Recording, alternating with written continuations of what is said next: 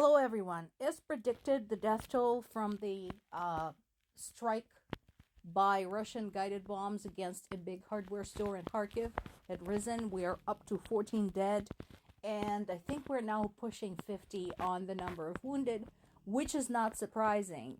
Imagine something like Home Depot or Lowe's on a Saturday.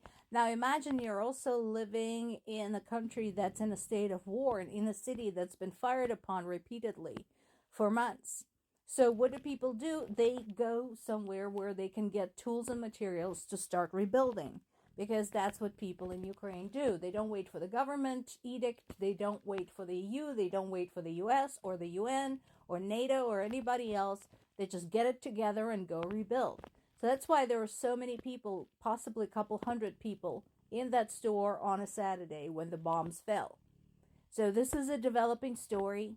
We'll see how it goes, but obviously it is a terrible tragedy and one of the deadliest strikes this year, at least.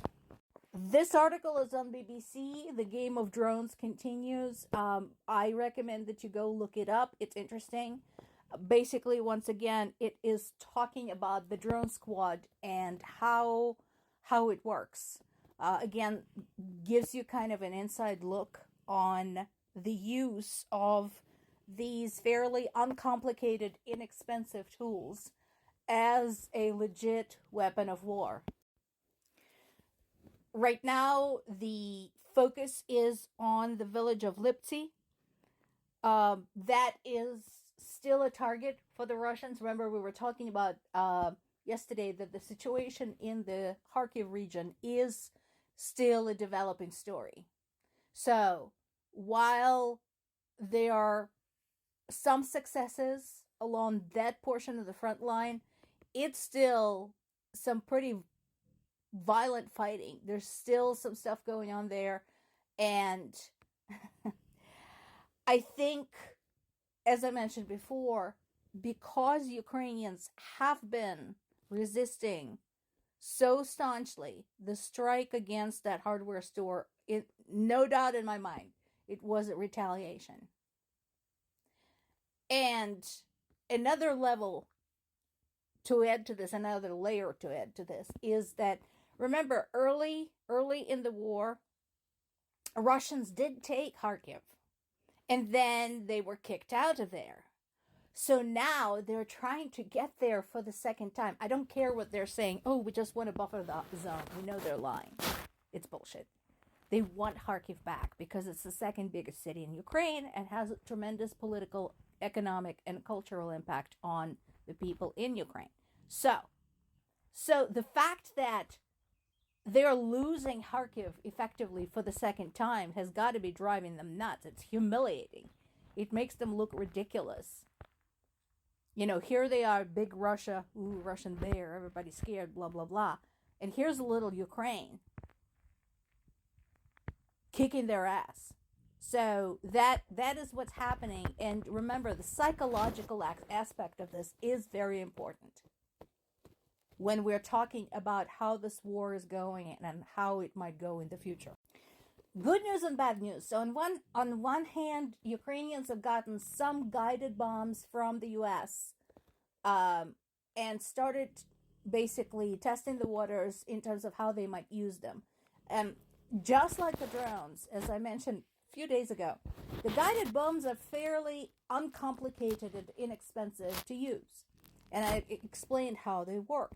The problem is that since we just got them, we're having trouble struggling against guiding the bombs.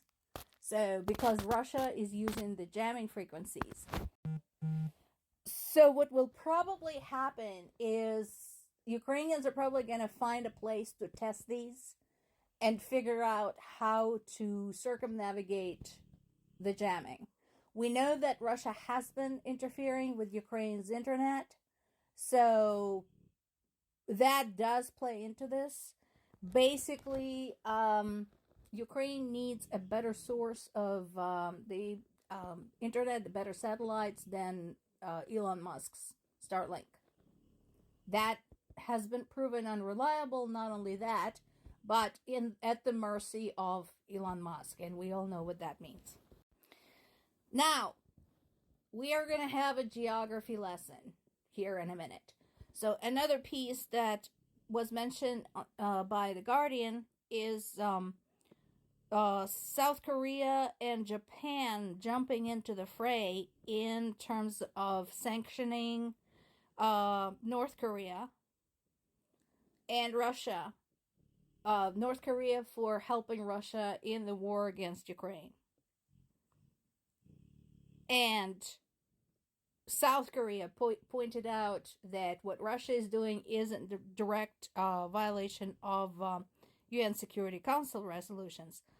Of course, the problem is that Russia is on the Security Council, which is mind-boggling. Considering all of the violations of the resolutions of that body and the violations of the UN Charter, that is just insane. And the last bit of good news before we dive into the maps, the first group of Ukrainian pilots have finished the F-16 training, so that is good news. All we need now is F-16s. Let's go. Now, I want to show you, because it's been a while since we've done the maps, I want to show you, once again, geographically, why this is affecting so many different areas. So this is what is known as Eurasia. Basically, Europe and Asia together. Now, over there in the lower right-hand corner, don't forget those islands. That's actually not that far from Australia. So if you think, oh, it's, Australia is not going to be impacted, Australia is probably watching too. But let's focus immediately on the part of the world where this whole thing is happening. So the big pale yellow thing there, that is Russia. You can't even properly see Ukraine. It's so tiny. But let's zoom in. So we have Russia and China in bed together, and right there in the top right, we have Japan, North Korea, and South Korea.